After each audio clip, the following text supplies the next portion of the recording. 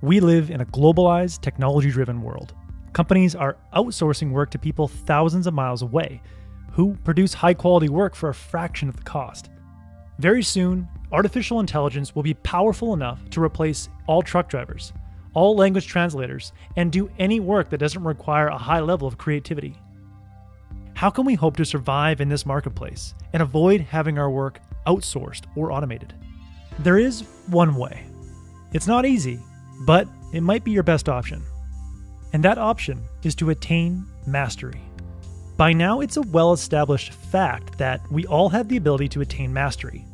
With thousands of hours of intensely focused practice and work, with the guidance and feedback from experienced people, our brains will adapt and we will unlock a higher intelligence and creative ability that will be hard to outsource and difficult to automate.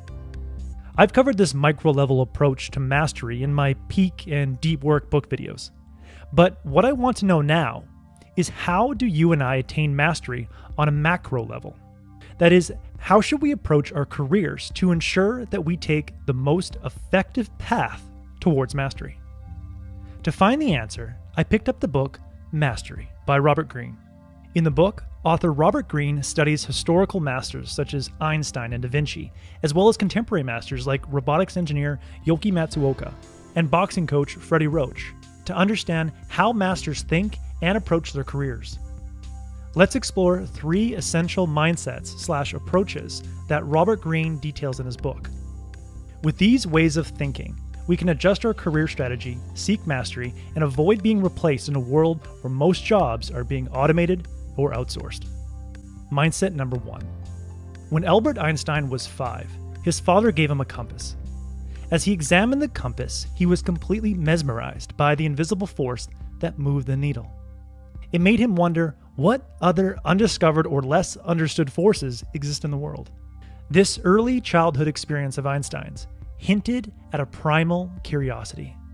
This primal curiosity would fuel Einstein's drive for mastery in the decades to follow. Author Robert Greene found that all masters seem to stay in touch with their primal curiosity throughout their careers. Greene says, your primal curiosities are like your DNA. They are unique to you, but we lose touch with it as we get older. Many schools and universities kill curiosity. We forget what once captivated us. If you and I want to attain mastery, we must reconnect with our primal curiosity. We need to go back to our origins and rediscover the root of what fascinated us before we felt the social pressure to conform. Robert recommends spending a few weeks journaling 20 minutes a day to better understand and reconnect with your primal curiosity. As he examined the compass, he was completely mesmerized by the invisible force that moved the needle. It made him wonder what other undiscovered or less understood forces exist in the world. This early childhood experience of Einstein's hinted at a primal curiosity. This primal curiosity would fuel Einstein's drive for mastery in the decades to follow. Author Robert Greene found that all masters seem to stay in touch with their primal curiosity throughout their careers. Greene says, your primal curiosities are like your DNA. They are unique to you, but we lose touch with it as we get older. Many schools and universities kill curiosity. We forget what once captivated us. If you and I want to attain mastery, we must reconnect with our primal curiosity. We need to go back to our origins and rediscover the root of what fascinated us before we felt the social pressure to conform. Robert recommends spending a few weeks journaling 20 minutes a day to better understand and reconnect with your primal curiosity. Remove yourself from distractions. Write fast and freely for 20 minutes. Repeat the question, what did I naturally gravitate to before I felt social pressure? Write down whatever comes to mind and aim to dig deeper. When I did this exercise, I remember being completely drawn to encyclopedias at age 10 and taking very detailed notes on topics like how a plane lifts. It wasn't a homework assignment, but just something that I felt compelled to do. After digging deeper, I realized that it was the extracting and simplifying of complex information. A weird habit for a 10-year-old, and certainly not a popular activity. So what is your primal curiosity? What did you gravitate to before you had to worry about being cool or fitting in? I think this is so important, and to be mindful about this. Once a week, take just 20 minutes or so once a week on a weekend at the end of the week, and just write down what excited you the most in what you did that week, remembering years back, months back, what excited you the most. I think if a person's not mindful about this and take those directions on purpose, a person can be floating around the world and the world can direct you in whichever way it wants. The second mindset of a master is learning above all else. Sometimes the best opportunity to learn means taking lower pay, getting zero recognition, facing harsh criticism, or enduring long hours of tedious work. Every master makes a trade-off for prime learning opportunities. It's the initial step in a master's apprenticeship. Robert Greene says the principle is simple and must be engraved deeply in your mind. The goal of an apprenticeship is not money, is not a good position, a title, or a diploma, but rather the transformation of your mind and character. Oftentimes, an inspiring master maximizes his or her learning by sacrificing money altogether. When master boxing coach Freddie Roach first started his coaching career, he spent every night hanging around a boxing gym in Las Vegas, giving lessons for free. To pay the bills, he kept his telemarketing job during the day. Working day and night and only making a telemarketing salary made life incredibly difficult. But Roach knew he couldn't miss this opportunity to learn and gain experience at the gym, so he pushed on. Eventually, enough young boxers at the gym trusted Roach enough for Roach to open up his own gym. His years spent learning and living frugally would pay off tenfold. After a decade of refining his coaching techniques, Roach would go on to mold young boxers like Manny Pacquiao into world champion boxers. Greene says if you solely focus on monetary gain, eventually the time that was not spent on learning skills will catch up with you, and the fall will be painful.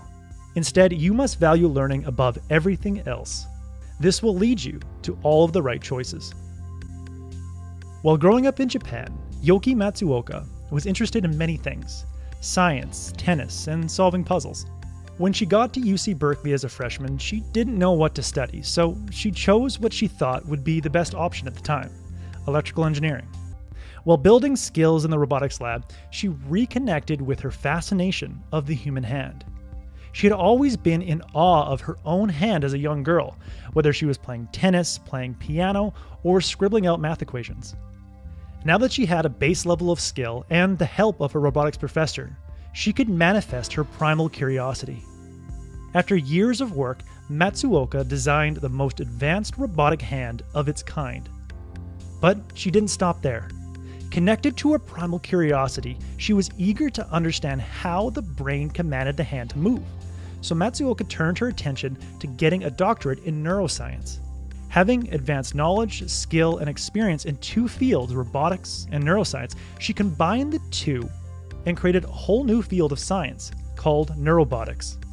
Matsuoka was able to attain mastery by creating a niche field for herself. This is the fastest way to mastery in the modern age. By combining seemingly different skills and experiences in a unique way, you will carve out a niche field where you are considered a one-of-a-kind. So in the end, if you want to adopt a master's mindset and approach life to maximize your chances for mastery, you need to first reconnect with your primal curiosity. Let it guide you, and then devote yourself to learning above all else. As you sacrifice the common comforts to learn, you will acquire valuable experience and skills in the process. Then it will be up to you to find a way to combine those skills and experiences in a unique way. If done successfully, you will occupy a space where you will be rewarded financially and with the time to further develop your skills and stay ahead of the curve. At this point, it will be almost impossible to fully outsource or automate your work. I recently read Stolen Focus by Johann Hari. Focus equals fulfillment. Without deep focus, we fail to complete rewarding projects and settle for shallow work. Without sustained focus on a big goal, we wander through life. To paraphrase Viktor Frankl, what man needs is to strive and struggle for a worthwhile goal. And without internal focus, we lack the self-awareness to know what worthwhile goals to pursue.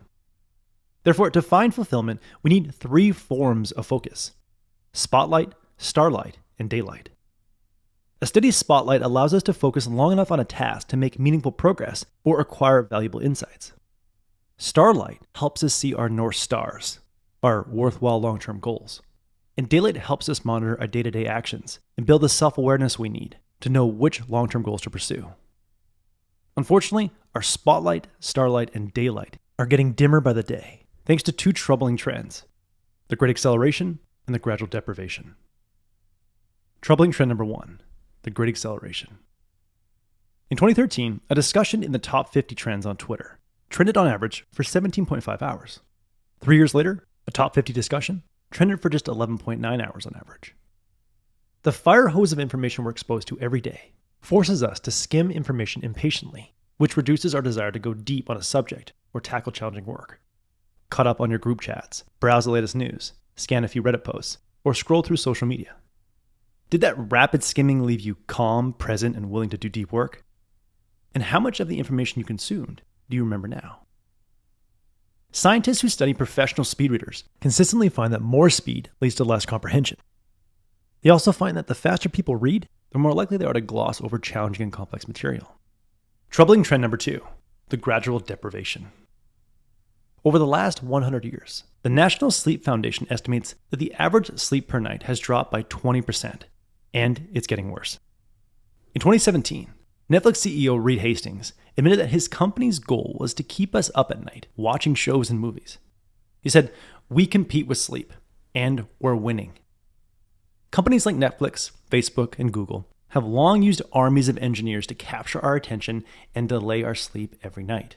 If we have a 6 a.m. wake-up time, we might assume that going to bed at midnight instead of 10:30 won't be a big deal, because we're only losing 20% of our sleep. The problem is that 80% of our REM sleep occurs in the final 20% of the required 7-8 hours we need each night. During REM sleep, we process and organize the information we absorb during the day, and if we miss 80% of our REM sleep, we go into the next day feeling mentally full and unable to concentrate and easily absorb new information. Sleep researcher Matthew Walker has found that 10 days of 6 hours of sleep a night was all it took to become as impaired in performance as going without sleep for 24 hours straight. So how do we counteract these troubling trends? Well, the first step is awareness. The first thing we must do to prevent our attention from being boiled away is to abstain from checking our phones when we wake up and refrain from turning on the fire hose of information for at least 60 minutes. Whatever's in our inbox or social feeds can wait an hour. We must use our first 60 minutes of the day to restore our daylight, starlight, and spotlight. We restore daylight by reflecting on 3 questions. What matters most to me? What are my strengths and values? And how can I be uniquely valuable to others? We can find starlight by writing down our long-term objectives and thinking of some weekly and daily goals that will get us to those objectives. And we can strengthen our spotlight by going deep on one daily goal until the 60 minutes has elapsed. After the 60-minute morning abstinence, we can check our phones, but we must add one additional step to our phone checking routine. When we unlock our phone, we must open up our favorite ebook reader app first and read a few paragraphs of a book before checking email, group chats, stock prices, news feeds, social media feeds, or going into our browser. If we use this book-first approach when we check our phones, we will condition deeper focus because books encourage us to go progressively deeper on a subject by reading well-researched content in a linear fashion rather than manically skipping from one thing to another. When we're reading a book, our attention isn't assaulted by ads, recommended content, or numerous search results. Mihai Csikszentmihalyi, the man who studied the flow state for decades, found that reading books was the simplest and most reliable way for people to experience flow. Sadly, only 50% of Americans read a single book a year. Gallup polls have found that the number of Americans who read less than one book a year has tripled between 1978 and 2014. Let's reverse this trend by reading a few paragraphs of a book a day and condition our minds to go deeper on content and counteract the great acceleration. Now, to combat chronic sleep deprivation, we must expect that every night our technology will keep us up unless we pre-commit to a good night's sleep. In Homer's Odyssey, a ship captain named Ulysses got his crew to time to the ship's mast so he wouldn't jump into the water when he heard the beautiful half-woman, half-fish creature singing in the sea. We can tie ourselves to masts before sailing into the nighttime so we don't leap for our devices and get sucked into content that prevents us from getting REM sleep. Some physical pre-commitments include removing all apps from our phone that keep us up at night, like Twitter, Instagram, Netflix, YouTube, or mobile games, and putting them on a tablet device that we lock in a drawer 2 hours before our ideal bedtime. Or scheduling an app blocking program like Freedom to block all apps 2 hours before bedtime.